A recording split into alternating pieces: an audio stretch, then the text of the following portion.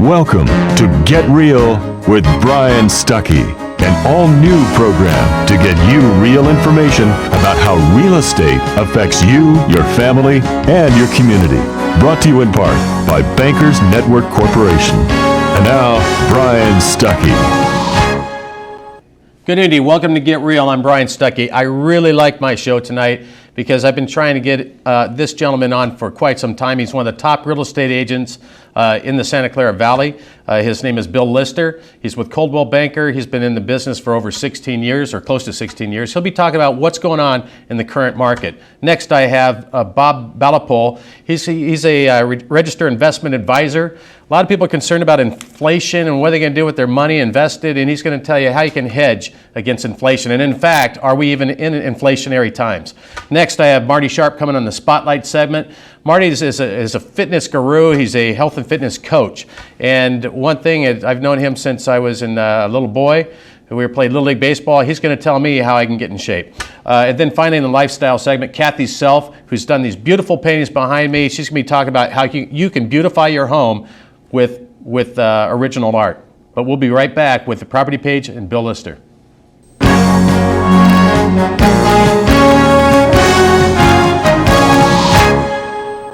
My guest is my friend and neighbor, an outstanding real estate agent, one of the top agents, not only in the Santa Clara Valley, but in the nation. He's with Coldwell Banker. He's going to talk about a little bit of what's going on in the real estate market. And Bill, thanks for coming on the show. Thank you, Brian. I appreciate it. It's good to be here. You know what? It's like, I know you've been doing this for a while. You're a top agent, but I bet you've never seen anything like this quite before. The market, definitely. Yeah. Never seen anything like this in all my years, and I did grow up in the industry. It's totally different. Yeah, definitely. Things are a little sluggish. I know from the lending side, trying to get things done are very difficult. You could be in enter into contract. That's the easy part maybe sometimes, because now you don't know if they're actually it's going to go through or not. Why don't you give us a little bit, a background? What is it? Is it a buyer-seller's market? What is it? I would say that probably in the past 60 days, we've seen a huge increase of sales. Prices are down, buyers are out. For the most part, rates are really low. So I would say right now, if you're in a certain price range, low end, and I'd say anything under $1 million, now would be the time to purchase. We are seeing multiple offers in that price range. I, in fact, have to go back to the office today and deal with 8 offers on one of my 7 X houses that I have on the market. Well, there's usually different strategies that you would employ if you're representing sellers. Correct. Which would be called a listing agent. Correct. And a lot used to be that you go ahead and you mark it up and see how far the people will reach, buyers would reach. Is that still a strategy that you would employ or not? Absolutely not. Any seller that's going to sell in this market, quite frankly, you absolutely have to price the house to sell. You put it at the number that's going to attract the buyers. You cannot test the market like we used to do. We had sellers that would say, I really want this, but let me try this, and if it doesn't work, I'll reduce it. Buyers will forget all about you. If you overprice your home, you're going to be sitting there probably minimum 3 to 6 months. Yeah, so people are probably a year removed from being able to do something like that, and they just haven't gotten it, or? Sellers have not gotten it yet, absolutely. People still think we're in the 2005, 2006 prices, and we are not. We are definitely down from them. Yeah, Bill, another strategy is to go ahead and really lowball your property to encourage multiple offers. Is that something that you would employ at this point? I've seen a lot of agents price houses that are ridiculously low, almost embarrassing, and yes, we are seeing multiple offers. So what it's doing, it's affecting the sales in the area, especially for the appraisers. When you price a house way below what it really should be, then you try and appraise a home in the neighborhood, you're really throwing off the numbers. So agents are doing that. I don't strongly recommend that. I think a fair number, a reasonable number to attract the buyers is where you need to price your home. And buyers are smart. They know what it sold for 2 and 3 years ago, and they know what it should be worth today. And if they like the house, they'll buy it. Yeah, there's an interesting psychology, because when you see a house go on in the market in your neighborhood, there's so many. I'm wondering how many people are actually that view the house and grab the flyers are actual neighbors, because we're always looking over the fence to see what's going on. With that, I'm talking with the neighbors that I've had, is that they still want to hold on. They'll go through different real estate agents because that real estate agent isn't telling them what they want to hear. So that must be difficult. Yeah, the biggest mistake is when you're an agent and you take an overpriced listing, knowing that it's overpriced, knowing that you're going to have to convince the seller later to come down. you have to really look at what you're doing. I'd much rather be the third agent than the first or second agent in that situation. Okay. Because my object is to list your house, tell you the truth, and sell it for the right amount of money. Okay. Now, what would you recommend to buyers at this stage? I mean, because this is an outstanding time to buy a property. And like, as you mentioned, interest rates are low, but prices at home are fantastic. So we are seeing multiple offers in things under $1 million, very common. So I'd say buyers, you have to be smart, you have to act quickly, you need to do your homework. And also, if you're going to be in a multiple offer situation, it's not like the old days where you have to overbid by 20, 30, and 40%. Some of our multiple offers are only by 3, 4, 5% over list price. Mm-hmm. All right, and they have to be prepared. You can't expect, they need to be pre-approved and all that. But that's, of course, most agents say the first thing you do is get pre-approved. Well, I can tell you as a listing agent, I won't even deal with any offers without a pre-approval letter and talking to the mortgage broker or loan agents that's doing it. You must be pre-approved. You must verify the fact that you have the money to put down on the property and that you do have the assets. Because as you said earlier, getting a house sold can be a little easier today. Getting it closed is really difficult these days. The lenders are very concerned, they're very cautious and careful, and some of our deals are falling apart over financing. Okay. And last thing is that we just have a minute left, but what do you project for the rest of 2009 here? I'm seeing a huge increase from January. I think that in the rest of the year, we're going to see the higher end start to have better movement. And what I mean higher end is I mean $1.5 million to maybe $3 million. We're going to see that market moving. I have myself personally right now about $50 million in inventory on the market. I am getting a lot of showings in my high-end homes, my multi-million-dollar homes. So it just shows me the buyers are out in that market as well. Okay. Bill Lister's been my guest. He's with Coldwell Banker. If you'd like to get a hold of Bill, go ahead and get a hold of me at Brian at 4bestloan.com or 408-269-8366. We'll be coming right back in the By the Numbers segment, and Bob Balopole. We're right back. Right back.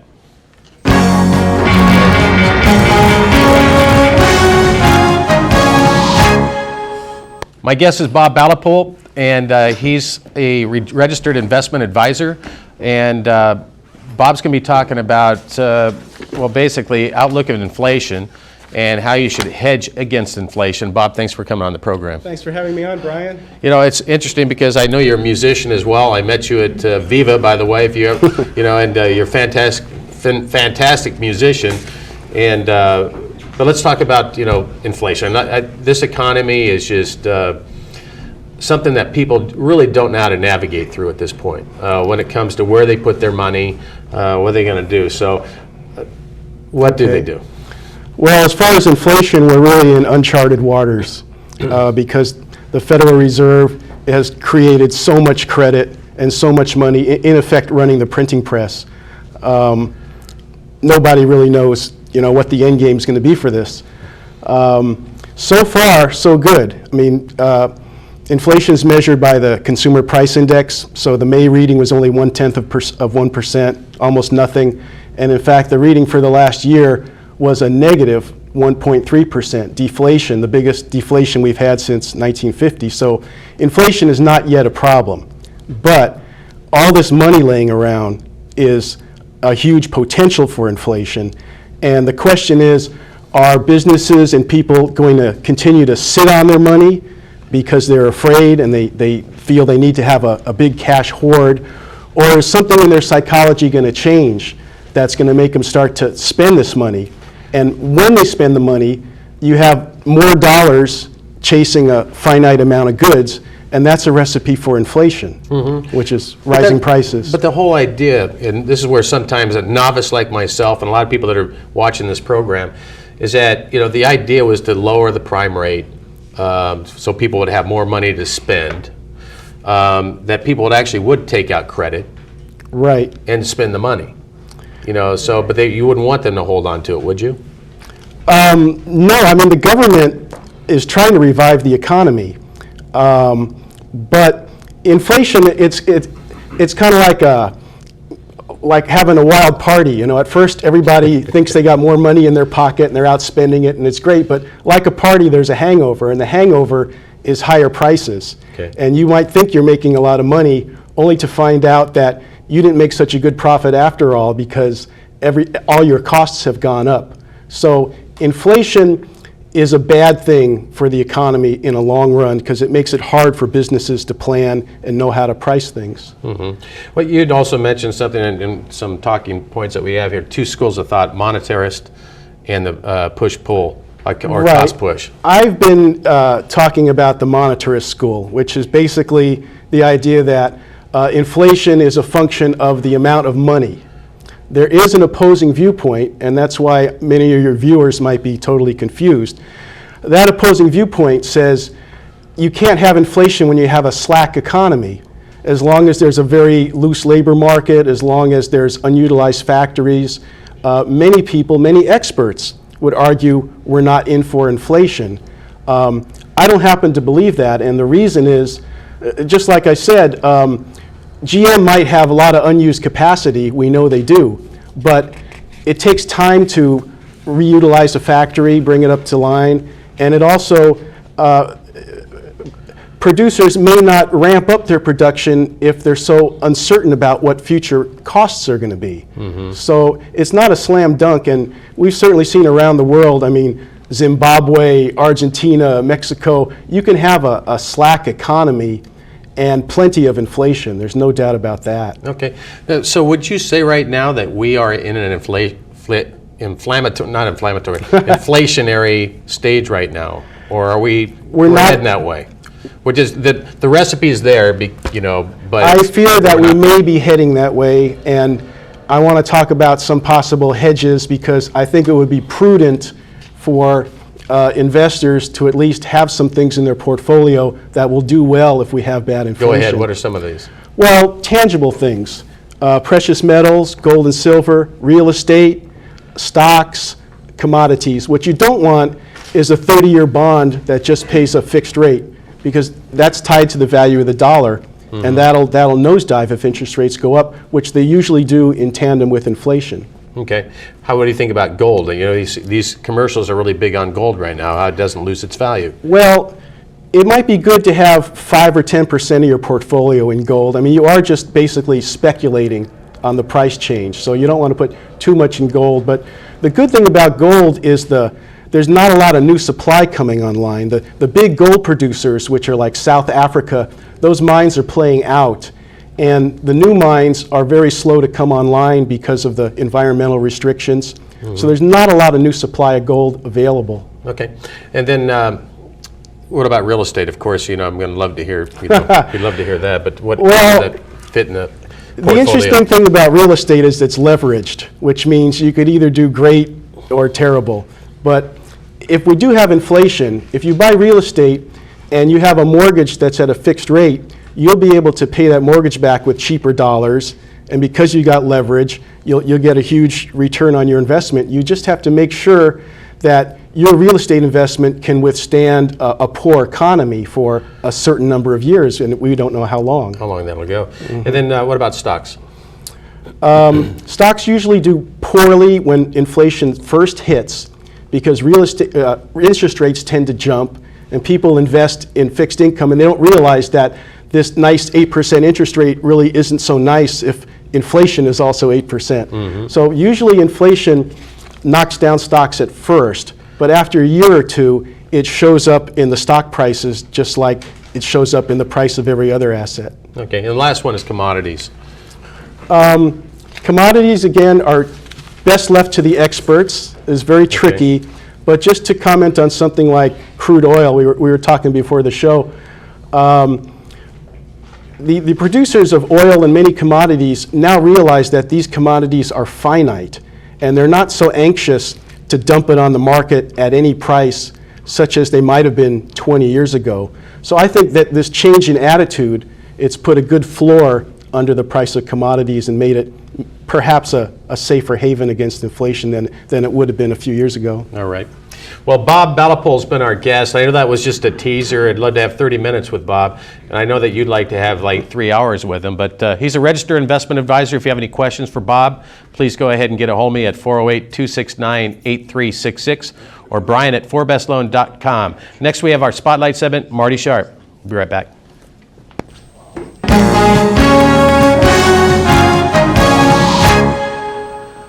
My guest is a longtime friend. I think we met each other when we were 8 years old. We played for in the Burbank Del Mar Little League. His name's Marty Sharpe, and ever since then, he's just hasn't changed a bit, and I've grown a little bit. Pretty much is what it boils down to, Marty. So what do you mean it's true? We're both immature. I didn't mean it that way. I meant girth. But it's like. I know that, no kidding. I mean, most people that have ever met you have just said, boy, that guy's in great shape, and what does he do? I know that over the last years, you've always been in fitness. You were a Canadian Olympian, so fitness has always been an integral part of your life, but now it's your career. Yes, So, absolutely. so tell us a little bit about what it, it's a lifestyle for you. And I imagine you look at me and said, boy, you used to be athletic. If I wanted to get back into shape, because I'm pushing like 235 pounds. I'm used to being like, I should be 180. Right. What would be the first steps that you would tell me? Well, first off, Brian, you've got to at least work out minimum 5 days a week. People say, I don't have time. And isn't that, it's the number one excuse that everybody has is I don't have enough time. You got to look in the mirror and you got to be appropriately selfish. You are the most important person in the world. That body is only a one-time deal, okay? And it's a miracle and it's given to you. Treat it. Give yourself the time to focus on exercise and nutrition and then put everything else to the side. See, we worry about the finest home we need, biggest car, finest clothes. No, worry about the body first. And when you're healthy, everything comes into play, okay? It is such an important part of my life, and what I want to do is spread this and share it with as many people as I can. And I've had a lot of people, over the years ask what you do, and I know that you have a cleansing program that you're involved in. Right. It's called Isogenics. There's nothing wrong with mentioning. I know that there's. Well, I'm advertising. Oh, it. you got it right there. I didn't know. Sure. Right. But it's we could touch on it. But the overall thing is that even before your Isogenics and everything else, you were always a guy who was just in tuned with working out all the time. Right. Now, some people get results. Maybe they don't work out 5 times a week, but I know a lot of people that will get results if they diet. Right. So what are some of the programs? Right. Let's say that there's what do they call it? The Miami Beach? Well, there's Atkins, Miami Beach, and it goes Jenny Craig, goes on and on and on. It does. But see, here's the thing, diet. You die on diets. I got a 97% failure rate. It's a $40 billion industry. They threw the T on there just for the heck of it, okay? It's a head fake. Never go on a diet. It's ridiculous. Feed your body. When you're hungry, eat, but eat good foods. See, our problem is stress and toxins. 2 of the major killers. Reduce both of those, bring your pH level up to like a 7.72. Reduce the inflammation in your body and let the body be the miracle. It'll heal itself. The number one toxin that goes into our body is prescription and non-prescription drugs. You got to get them out. You've got to get off of drugs. Then secondly, you've got to lay off fast food. You've got to. Supersize Me, watch it. It's an very enlightening movie, okay? Eliminate that, focus more on organic foods, but get the toxins out of the body, and that's what I do with nutrition. It's an awesome program, changed my life in 4 days. Yeah. Okay, and I've tried everything in the world, so it was a huge impact with me, and I like to go ahead and share that now. It's 20% in the gym, really. 80% is out the gym when you focus on nutrition, and you'll change your life. Yeah, well, there's also a whole mentality that goes on is that, because I used to sell health club memberships for health clubs Right, for a number of right. years. And it used to be like, and I used to explain to people there's a cycle of bad health and there's a cycle of good health. Bad health is that you ate the fast food and now they're playing volleyball and you don't want to play volleyball because you're not in great shape and so you don't do it. And it just circles around like that. Right. But if you start treating your body like you're saying, listen to me as I'm, 40 pounds overweight. But it's like, I understand it, Right. but it's a matter of kickstarting. Would you, as a coach, let's say they get involved with you and they want to get a hold of you or someone like yourself. Right. Are you going to coach them through the rough times, or what do you do? Yeah, actually, for sure. That everybody's got to have somebody to talk to when they're going through some issues, Yeah. and you're just a nice ear, to go ahead and let people talk about some of the things that are going on in their bodies. But what's really interesting is Healthy people crave healthy food, and unhealthy people crave unhealthy food. Get your body to a healthy stage, and all of a sudden, you're going to make better decisions. And when you make better decisions, your body's going to change. And when this thing starts going better, the gray matter, watch out, you're on fire. It's all about energy too. Get that energy going in your body, become positive, real optimistic. You're indestructible then at the same time. It just is a difficult thing for people because we get stuck in these ruts. We're like a hamster, and this little thing just crawling around. And we got to get out of the box. You got to step out of the box. You got to make the commitment, say, I'm going to do a change, but don't live in a bubble. I mean, come on, if your friends, you want to go out and have fun, go have fun, okay? But focus on some better foods for the body. Isogenics is a superfood, and that's what you got to do. And changing your culture is what I ultimately think. Yeah. My guest has been Marty Sharpe. He's a health and fitness coach. If you have any questions for Marty, you can get a hold of me at 408-269-8366 or Brian at 4bestloan.com, and I'll make sure you can make that contact. We're going to be right back in the lifestyle segment and how you can beautify your homes with original paintings. Kathy Self will be right with us.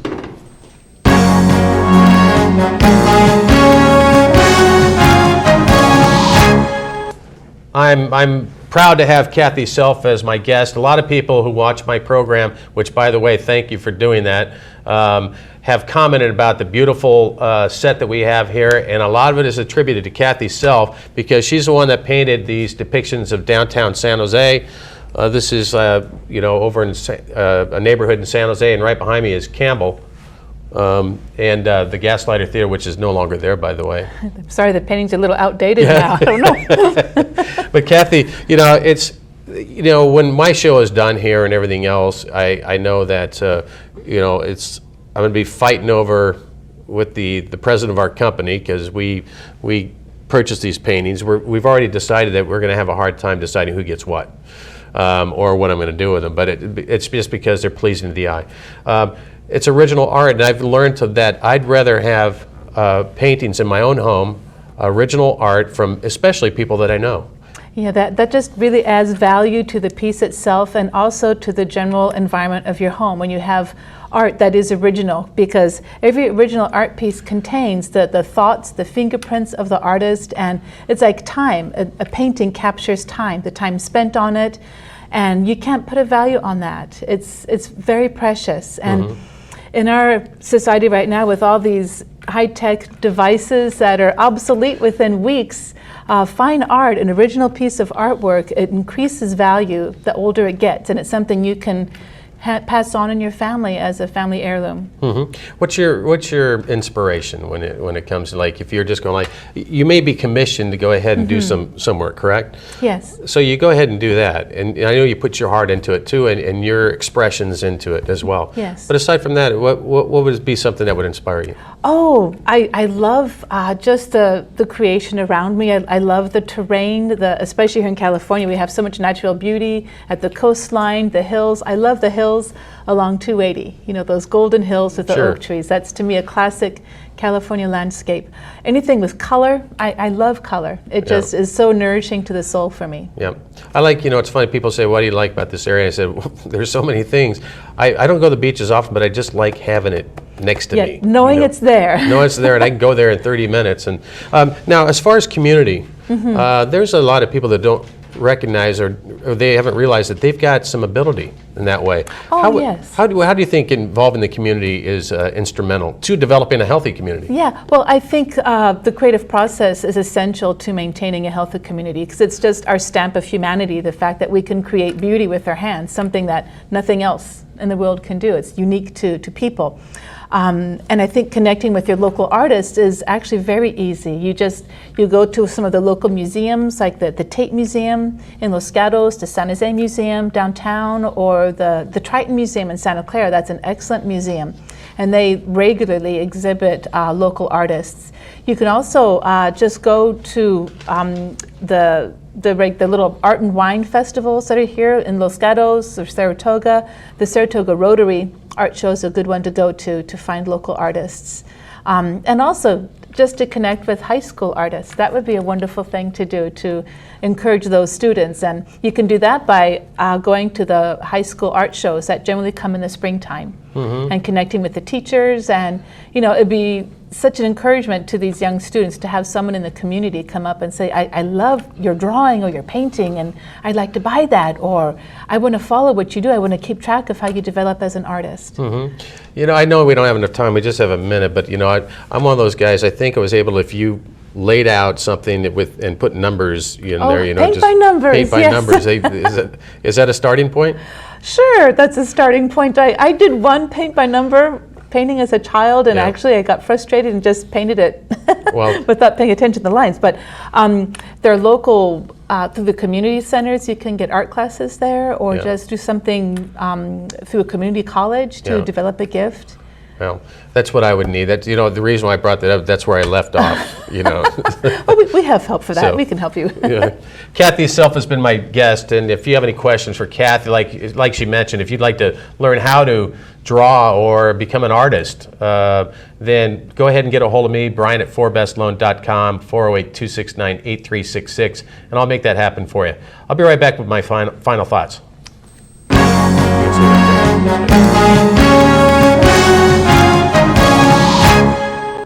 I want to thank my awesome guest today, Bill Lister, one of the top real estate agents, not only in Northern California, but in the nation. He's one of the top ones. Been there for 16 years. By the numbers, Bob Balopole. If you have any questions with regards to where you invest your money, Bob's an excellent resource for that. Marty Sharpe, he's a fitness guru coach. If you have any questions for him, get a hold of me. And of course, Kathy Self, who's done these beautiful paintings behind us. If you have any questions, get a hold of me.